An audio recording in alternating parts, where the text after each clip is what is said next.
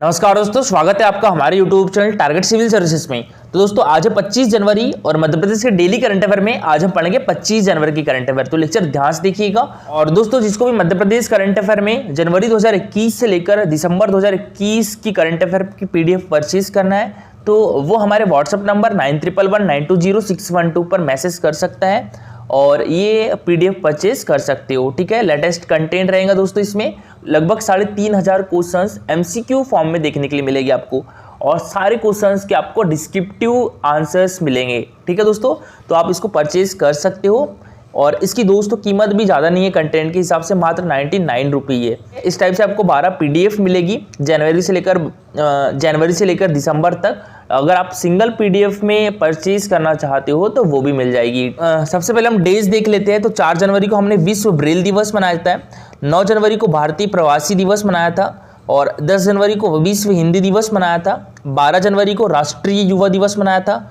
15 जनवरी को थल सेना दिवस मनाया था, 21 जनवरी को मणिपुर स्थापना दिवस, मेघालय स्थापना दिवस, त्रिपुरा स्थापना दिवस मनाया था। ठीक है, तो ये भी याद रखिएगा, मोस्ट इंपॉर्टेंट है, ऑप्शन पूछा भी जा चुका है। ठीक है, 23 जनवरी को पराक्रम दिवस मनाया जाता है और 24 जनवरी को राष्ट्रीय बालिका दिवस मनाया जाता है। और देखिए दोस्तों आज है 25 जनवरी और 25 जनवरी को मनाया जाता है राष्ट्रीय मतदाता दिवस। तो ये कौन सा राष्ट्रीय मतदाता दिवस है दोस्तों? 12वां है। ठीक है, याद रखिएगा कौन सा राष्ट्रीय मतदाता दिवस है 2022 को 12वां है। इसकी शुरुआत कब से हुई थी दोस्तों? 2011 से हुई थी। किसके द्वारा की गई थी? उस टाइम की राष्ट्रपति प्रतिभा देवी पाटिल। और हमारे देश की पहली महिला राष्ट्रपति कौन है दोस्तों? तो वो भी प्रतिभा देवी पाटिल ही है। ठीक है, तो देखिए राष्ट्रीय मतदाता दिवस 2021 की थीम क्या थी? सभी मतदाता बने सशक्त, सतर्क, सुरक्षित और जागरूक। 2022 की थीम क्या है दोस्तों? मैं यहाँ पर लिखना भूल गया हूँ। तो 2022 की थीम है मजबूत लोकतंत्र के लिए चुनावी साक्षरता। ठीक है, 2022 की थीम याद रखिएगा, मजबूत लोकतंत्र के लिए चुनावी साक्षरता। और 2021 की थीम क्या थी दोस्तों? सभी मतदाता बने सशक्त, सतर्क, सुरक्षित और जागरूक। हमारे भारत के मुख्य निर्वाचन आयुक्त कौन है? सुशील चंद्रा है। और ये कौन से नंबर के निर्वाचन आयुक्त है दोस्तों? 24वें नंबर के निर्वाचन आयुक्त है। तो ये भी मोस्ट इंपॉर्टेंट है, याद रखिएगा। ठीक है, और भारत के प्रथम मुख्य निर्वाचन आयुक्त कौन थे? तो ये थे श्री शिवकुमार सेन थे। और भारतीय चुनाव आयोग की स्थापना कब की गई थी दोस्तों? ये 25 जनवरी 1950 को की गई थी। ये भी याद रखिएगा, मोस्ट इंपॉर्टेंट है, एक बार एग्जाम में पूछा जा चुका है। ठीक है, देखिए दोस्तों इसकी स्थापना 25 जनवरी 1950 में की गई थी और इसका जो हेडक्वार्टर है वो न्यू दिल्ली में है। और अभी हमारे देश के मुख्य निर्वाचन आयुक्त कौन है? सुशील चंद्रा है। और चुनाव आयुक्त कौन है दोस्तों? राजीव कुमार है, अनूप चंद्रा है। ठीक है, तो इनका नाम भी याद रखिएगा, अनूप चंद्रा और राजीव कुमार चुनाव आयुक्त है। और ज्यादातर देखिए चुनाव आयुक्त पूछ लेते हैं। ठीक है, तो राजीव कुमार और अनूप चंद्रा का नाम याद रखिएगा। और देखिए दोस्तों इस बार MPPSC में क्वेश्चन भी पूछ लिया गया था। ठीक है, राज्य निर्वाचन आयोग का गठन कब किया गया था? ये MPPSC 2020 में भी हाल ही में क्वेश्चन पूछा था। तो कब किया गया था दोस्तों? 1 फरवरी 1994 को किया गया था। इस अनुच्छेद में इसका प्रावधान है दोस्तों 243 के में राज्य निर्वाचन आयोग के गठन का प्रावधान है। इसका मुख्यालय कहां पर है दोस्तों? तो ये है भोपाल में है। इसके प्रथम मुख्य चुनाव आयुक्त कौन थे? तो ये श्री NB लोहानी थे।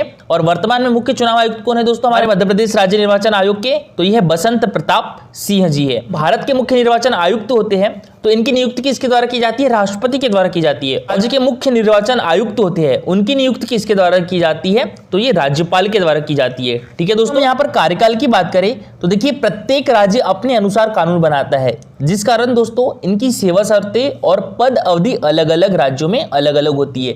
देखिए दोस्तों यहाँ पर हम भारतीय निर्वाचन आयोग की बात करें तो इनका कार्यकाल कितना है दोस्तों? 6 वर्ष या 65 वर्ष, जो भी पहले हो जाए। ठीक है, और यहाँ पर हम मध्य प्रदेश राज्य निर्वाचन आयोग की बात करें तो इनका कार्यकाल 5 वर्ष या 65 वर्ष, जो भी पहले हो जाए। एक बार इसको चेक भी कर लीजिएगा। और देखिए अनुच्छेद 243T राज्यपाल द्वारा नियुक्त राज्य निर्वाचन आयुक्त संबंधी प्रावधान। और दोस्तों ये एक संवैधानिक निकाय है, इसका उल्लेख हमारे संविधान में दिया गया है। और दोस्तों हटाने की प्रक्रिया की बात करें तो देखिए इनको हटाने की प्रक्रिया जैसे कि हाईकोर्ट के न्यायाधीश को हटाया जाता है, उसी प्रकार राज्य निर्वाचन आयुक्त को हटाया जा सकता है। यहाँ पर महाभियोग का प्रयोग नहीं किया गया है। ठीक है दोस्तों, तो इसको कट कर दीजिएगा। हटाने की प्रक्रिया कैसी है? हाईकोर्ट के न्यायाधीश के समान है। ठीक है, राज्य निर्वाचन आयोग का गठन सर्वे तथा 74वें संविधान संशोधन अधिनियम 1992 के तहत किया गया है। और महिलाओं को नगरीय निकाय एवं पंचायतों में 50% आरक्षण देने वाला प्रथम राज्य कौन सा है? तो मध्य प्रदेश है। और 30% आरक्षण देने वाला कौन सा राज्य है दोस्तों? तो वो राजस्थान है। चलिए दोस्तों, सबसे पहले हमने जो कल करंट अफेयर पढ़े थे उसका रिवीजन कर लेते हैं, उसके बाद स्टार्ट करेंगे हम आज की करंट अफेयर। तो कल के करंट अफेयर में पहला क्वेश्चन था हमारे मध्य प्रदेश में सिंगल साइन ऑन सर्विस कब से प्रारंभ की जाएगी दोस्तों? तो ये अगस्त 2022 से प्रारंभ की जाएगी। तो इसका आंसर क्या हो जाएगा? Option number B. ठीक है, अगस्त 2022। अच्छा, सिंगल साइन ऑन सर्विस सेवा है क्या दोस्तों?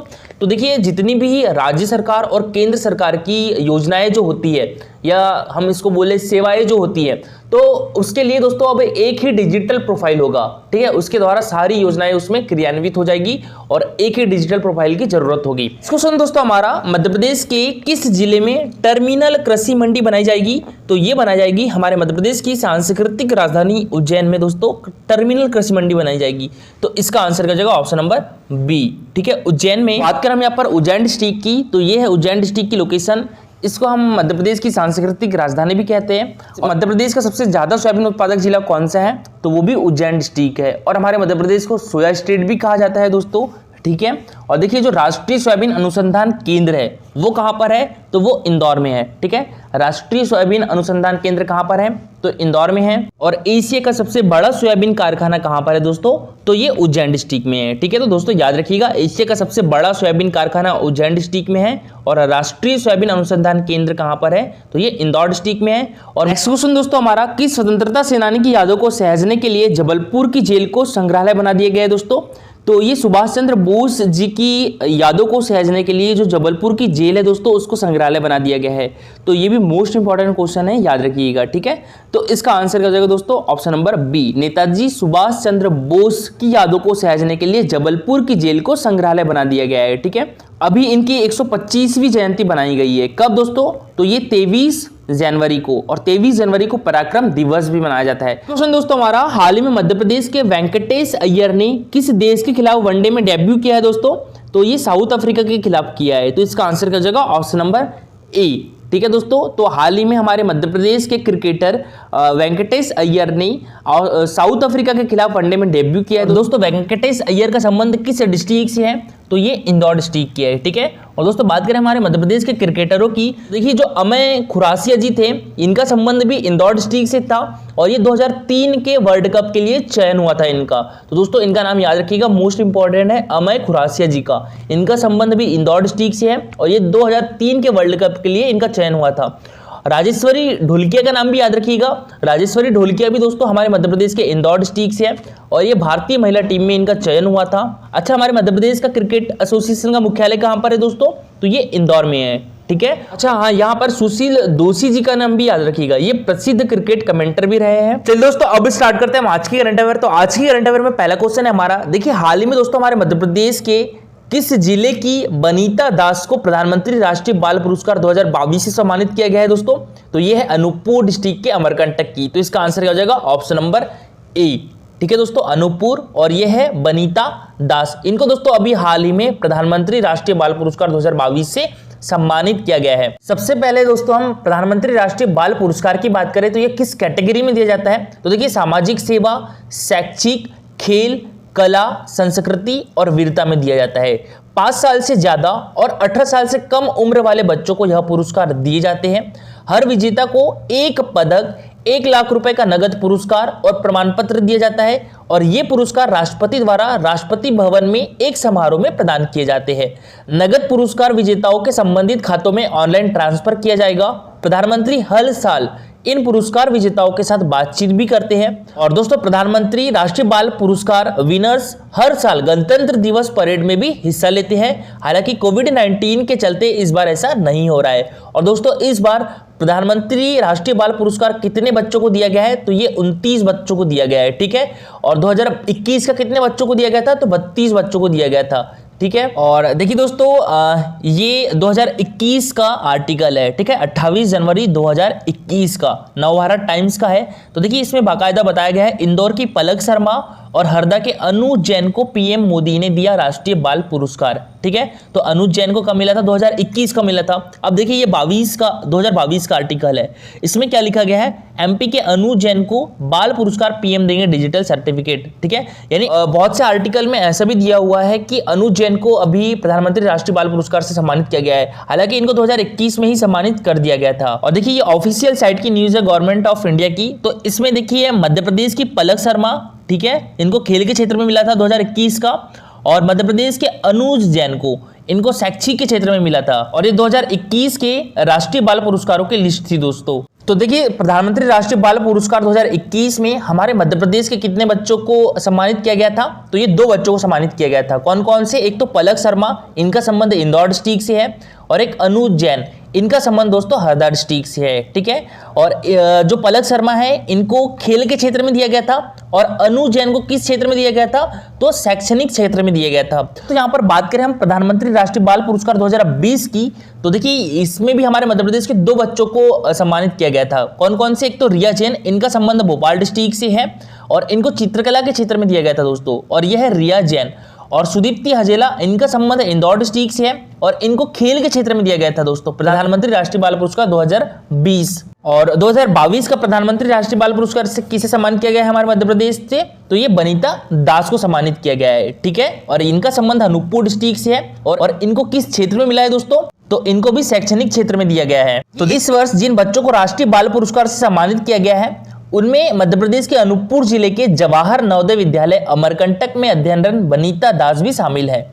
साइंस के प्रति बचपन से रुझान होने से बनीता ने इसे ही अपना भविष्य बनाने का फैसला लिया है। और देखिए नासा कहाँ की स्पेस एजेंसी है दोस्तों? यूएसए की है, यानी यूनाइटेड स्टेट ऑफ अमेरिका की स्पेस एजेंसी है नासा।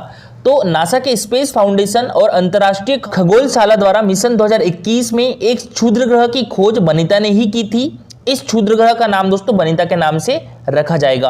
और बनीता दास की इस उपलब्धि से उन्हें अंतर्राष्ट्रीय मंच पर अपने देश का नाम रोशन करने का एक अच्छा मौका मिला है। और उन्हें भारत सरकार के साइंस एंड टेक्नोलॉजी विभाग के द्वारा आयोजित इंस्पायर मानक अवार्ड प्रतियोगिता में स्कूली बच्चों के लिए एक सैनिटाइजर स्कूल बैग का निर्माण और जवाहर नवोदय विद्यालय द्वारा राष्ट्रीय स्तर पर आयोजित विज्ञान प्रदर्शनी में बायोप्लास्टिक का प्रोजेक्ट प्रस्तुत करने पर पुरस्कृत किया गया है। और दोस्तों बनीता भारत सरकार के द्वारा बेस्ट टू वेल्थ मिशन में राष्ट्रीय स्तर पर स्वच्छता सारथी समाज में स्वच्छता के प्रति सिंगल यूज प्लास्टिक को रोकने के लिए और नर्मदा उद्गम स्थल अमरकंटक में स्वच्छता बनाए रखने के लिए भी कार्य कर रही है। नेक्स्ट क्वेश्चन दोस्तों हमारा, किस राज्य सरकार के द्वारा बचत खाता खुशहाली का अभियान प्रारंभ किया जाएगा? तो ये हमारे मध्य प्रदेश गवर्नमेंट के द्वारा। तो इसका आंसर क्या हो जाएगा? ऑप्शन नंबर डी, ठीक है दोस्तों, मध्य प्रदेश गवर्नमेंट के द्वारा बचत खाता खुशहाली का अभियान प्रारंभ किया जाएगा। तो देखिए मुख्यमंत्री शिवराज सिंह चौहान जी के द्वारा कहा गया है कि हमारे मध्य प्रदेश में गांवों के आखिरी व्यक्ति तक बैंकिंग सुविधाओं और उन्हें आर्थिक रूप से समृद्ध स्वावलंबी बनाने के लिए डाक विभाग बचत खाता खुशहाली का अभियान प्रारंभ कर रहा है। और यह एक अच्छी पहल है जिसमें सभी जिले वित्तीय समावेशन को नई दिशा दे सकते हैं। बालिकाओं के सुकन्या खातों के साथ बालकों के लिए पीपीएफ की फुल फॉर्म क्या होती है दोस्तों? पब्लिक प्रोविडेंट फंड खाता भी खोलने का कार्य किया जा रहा है। और इस कार्य से ग्रामीण क्षेत्रों में परिवारों को आर्थिक रूप से सुदृढ़ एवं स्वावलंबी बनाने में मदद मिलेगी। नेक्स्ट क्वेश्चन दोस्तों हमारा, टॉय ट्रेन चलाने वाला देश का पहला नेशनल पार्क कौन सा बन गया दोस्तों? तो ये बन गया है वन विहार नेशनल पार्क। तो इसका आंसर क्या हो जाएगा? ऑप्शन नंबर डी, ठीक है, वन विहार नेशनल पार्क दोस्तों टॉय ट्रेन चलाने वाला देश का पहला नेशनल पार्क बन गया है। बात करें दोस्तों यहाँ पर वन विहार नेशनल पार्क की, तो ये कहां पर है? ये हमारे मध्य प्रदेश की राजधानी भोपाल में है। और देखिए ये कितने किलोमीटर स्क्वायर में दोस्तों? इसका क्षेत्रफल कितना है? इसका क्षेत्रफल दोस्तों 4.45 किलोमीटर स्क्वायर है। इसकी स्थापना कब हुई थी? 1979 में हुई थी। और ये एक आधुनिक चिड़ियाघर है। और दोस्तों बात करें यहाँ पर पेंच नेशनल पार्क की, तो ये किस डिस्ट्रिक्ट में आता है? ये सिवनी और छिंदवाड़ा डिस्ट्रिक्ट में आता है। और इसका क्षेत्रफल कितना है? 293 किलोमीटर स्क्वायर इसका क्षेत्रफल है। और इसकी स्थापना कब हुई थी दोस्तों? 1975 में इसकी स्थापना हुई थी। बात करें पन्ना नेशनल पार्क की, तो पन्ना नेशनल पार्क दोस्तों हमारे मध्य प्रदेश के पन्ना और छतरपुर डिस्ट्रिक्ट में आता है। और इसका क्षेत्रफल कितना है? 543 किलोमीटर स्क्वायर इसका क्षेत्रफल है। और इसकी स्थापना कब हुई थी दोस्तों? 1981 में हुई थी, ठीक है। और बात करें सतपुड़ा नेशनल पार्क की दोस्तों, तो ये हमारे मध्य प्रदेश के होशंगाबाद डिस्ट्रिक्ट में है। और इसका क्षेत्रफल कितना है दोस्तों? 525 है, ठीक है। मध्य प्रदेश का पहला नेशनल पार्क कौन सा है? तो वो कान्हा किसली नेशनल पार्क है। और कान्हा किसली नेशनल पार्क की स्थापना कब हुई थी? 1955 में हुई थी। और ये हमारे मध्य प्रदेश का सबसे बड़ा नेशनल पार्क भी है। इसका क्षेत्रफल 940 किलोमीटर स्क्वायर है।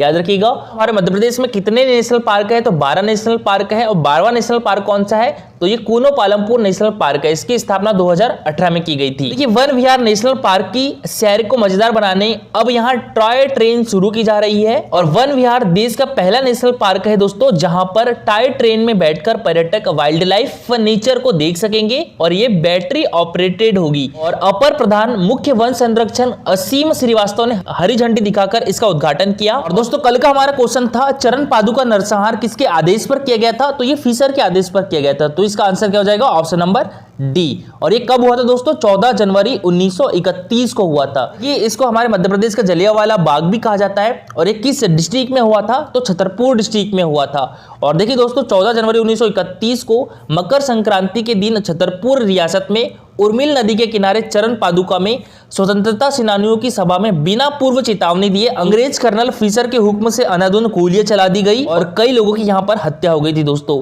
ठीक है, और चरण पादुका नरसंहार को हमारे मध्य प्रदेश का जलियांवाला बाग हत्याकांड भी कहा जाता है। और दोस्तों यहाँ पर हम आंसर की बात करें तो आज का जो सबसे अच्छा आंसर किया गया है ये प्रीति और नवीन वर्मा दोनों ने बहुत अच्छा आंसर किया है। तो इनके द्वारा बताया गया है कि जो चरण पादुका नरसंहार है 14 जनवरी 1931 को हुआ था। इसको जलियांवाला बाग हत्याकांड भी कहा जाता है। ये छतरपुर डिस्ट्रिक्ट में है और किस नदी के किनारे हुआ था, उर्मिल नदी के किनारे हुआ था। और छतरपुर में खजुराहो मंदिर भी है दोस्तों।